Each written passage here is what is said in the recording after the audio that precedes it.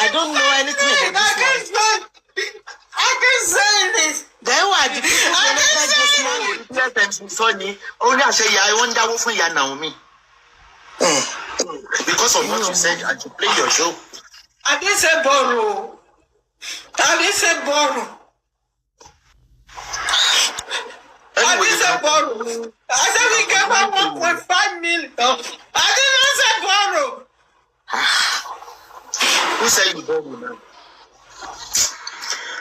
Yale Kitty. Ma? No, I get Abu ya. Ara mi ya o. Ya Naomi o. Àtẹ̀yìn o. Àti Bose o.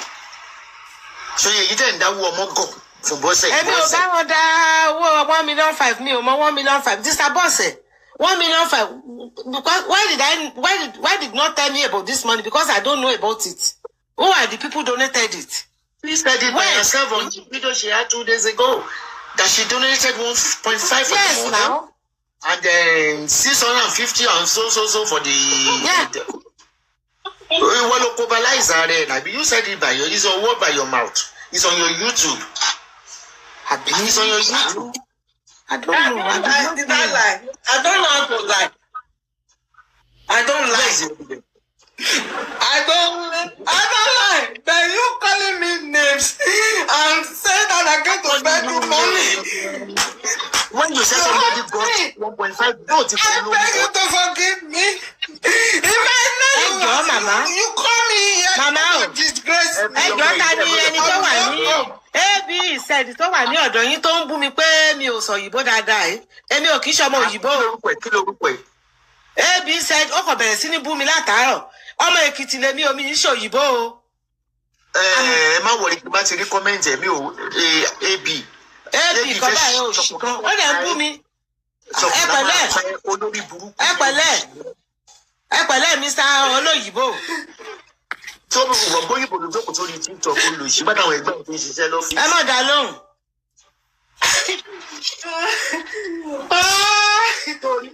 Ẹkún tí wọ́n ń sun ìyá náà bí mo kó nǹkan ti sunkún ní ìgbẹ́ta tó ló gba tó ló dáwó fún pé bí ń pa. No, I cried because you insulted me, that is why I cried.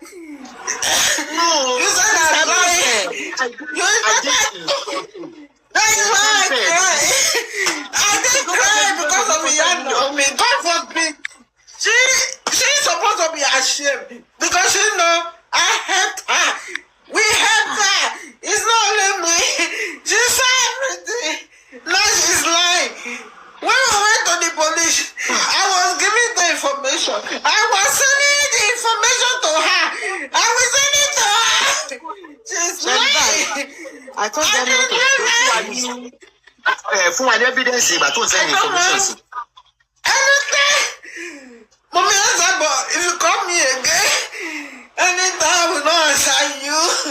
I will never answer you again. Because you insulted me. I will never